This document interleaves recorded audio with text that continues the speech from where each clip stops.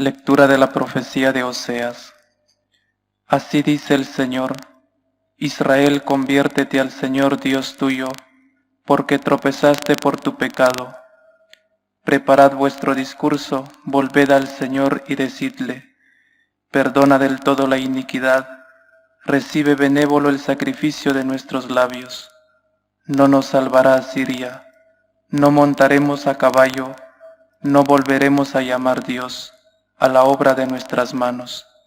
En ti encuentra piedad el huérfano, yo curaré sus extravíos. Los amaré sin que lo merezcan, mi cólera se apartará de ellos. Seré para Israel como rocío, florecerá como azucena, arraigará como el Líbano. Brotarán sus vástagos, será su esplendor como un olivo, su aroma como el Líbano. Vuelven a descansar a su sombra, harán brotar el trigo, florecerán como la viña, será su fama como la del vino del Líbano. Efraín, ¿qué te importan los ídolos? Yo le respondo y le miro, yo soy como un ciprés frondoso, de mí proceden sus frutos. ¿Quién es el sabio que lo comprenda, el prudente que lo entienda? Rectos son los caminos del Señor. Los justos andan por ellos, los pecadores tropiezan en ellos. Palabra de Dios. Te alabamos, Señor. Yo soy el Señor Dios tuyo, escucha mi voz. Yo soy el Señor Dios tuyo, escucha mi voz. Oigo un lenguaje desconocido, retiré sus hombros de la carga y sus manos dejaron la espuerta. Clamaste en la aflicción y te libré. Yo soy el Señor Dios tuyo, escucha mi voz. Te respondí oculto entre los truenos, te puse a prueba junto a la fuente de Meribá. Escucha, pueblo mío, doy testimonio contra ti, ojalá me escuchases, Israel. Yo soy el Señor Dios tuyo, escucha mi voz. No tendrás un Dios extraño, no adorarás un Dios extranjero. Yo soy el Señor Dios tuyo, que te saqué del país de Egipto. Yo soy el Señor Dios tuyo, escucha mi voz. Ojalá me escuchase mi pueblo, y caminase Israel por mi camino. Te alimentaría con flor de harina, te saciaría con miel silvestre. Yo soy el Señor Dios tuyo, escucha mi voz.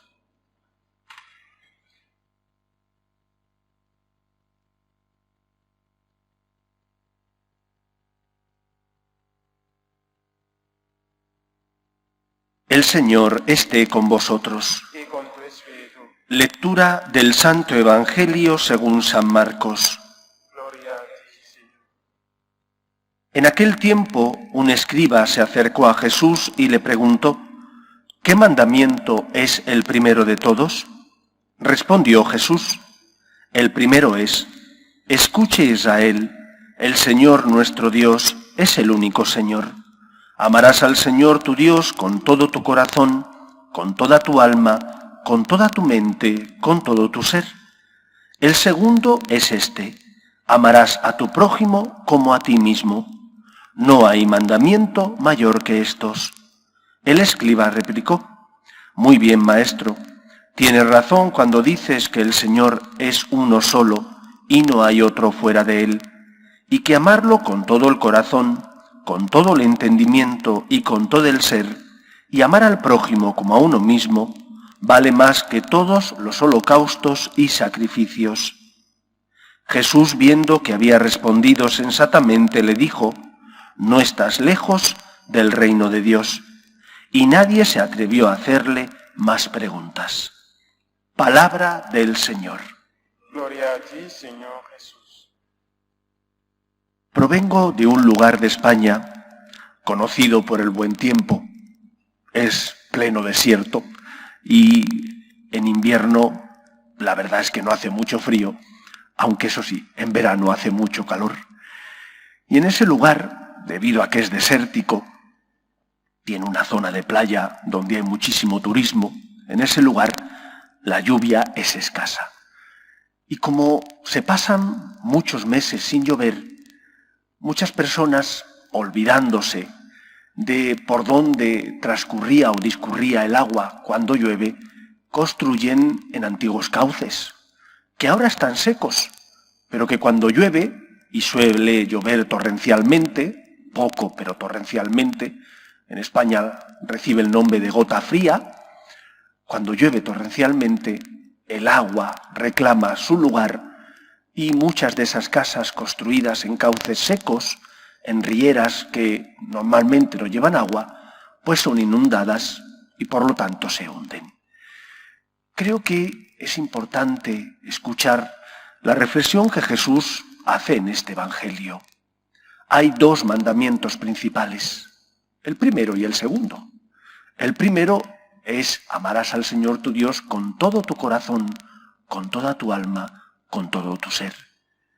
Y si nuestra relación con Dios no está basada en este primer mandamiento, es como construir en un antiguo cauce seco.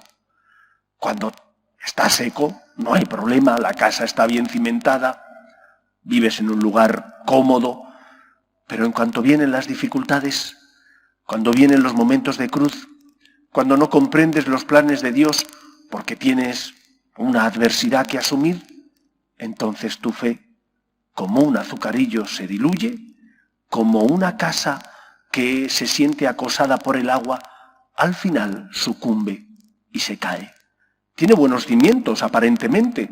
Está basada, quizás, en que has sentido el amor de Dios, pero no está basada en que tú amas a Dios, en que tú das el primer lugar a Dios en tu corazón, en que le amas por encima de todo. Y entonces, aunque tiene buenos cimientos, cuando viene la dificultad, cuando viene el agua, la casa se hunde. Para que eso no ocurra, hemos de aprender de la revelación de Dios a los hombres, del Antiguo Testamento, que nos enseña precisamente que no podemos tratar a Dios como un cualquiera, puesto que no es un cualquiera, es Dios, es el Señor. Y por lo tanto, Dios debe ocupar no cualquier lugar en tu vida y en tu corazón. Cuando uno viene a buscar algo, viene porque Dios ocupó un lugar en su vida. Pero cuando solo viene, cuando está necesitado, Dios no ocupa ese lugar que le corresponde en su corazón. Debería ser el primero, pero solo viene a pedir, solo viene cuando tiene dificultades. Se olvida de Dios cuando aparentemente o humanamente todo le va bien. Si Dios no ocupa ese lugar en tu corazón, el primero, tu fe está basada en tierras movedizas, en un terreno pantanoso, está basada en algo que más pronto o más tarde caerá. Por eso basemos nuestra fe en amar a Dios dándole el lugar que le corresponde en nuestra vida. Es el Señor. Y tenemos que venir a pedir. ¿Cómo no vamos a venir a pedir si ese Señor es nuestro Padre? Pero que sea nuestro Padre no quita que no respetemos a Dios. Que sea nuestro Padre, que Él nos ame, no significa que Dios no tenga derechos y por lo tanto yo deberes. He de amar a Dios. Y cuando no comprenda a Dios, porque hay veces donde no comprendemos los planes de Dios, como es el Señor, como ocupa el primer lugar en mi corazón, me fiaré de Él. Pero si no entiendo los planes de Dios, entonces, si Dios no ocupa ese primer lugar en mi corazón, retaré al Señor, dudaré de Él, porque mi fe no está basada en la roca firme del amor y respeto a Dios, sino en el sentimentalismo y en que Dios me dé aquello que le pido. ¿Cuántas personas ven cómo su fe se viene abajo? Porque está basada no en la roca del amor y respeto a Dios, sino del mero sentimiento o del mero interés. Amemos a Dios, respetemos a Dios, como nos enseña el Antiguo Testamento, que nos enseña que solo hay un Dios, que es el Señor, y debe ocupar el primer lugar en mi corazón.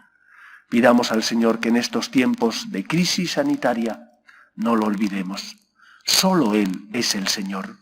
Nuestra fe no está basada en el mero sentimentalismo, no está basada en que Dios nos dé aquello que le pedimos siempre, sino está basada en que sé que es el Señor, que me ama, he sentido su amor, pero también le respeto porque es el Señor y dueño de todo lo que existe. Que Él nos ayude. Nos ponemos en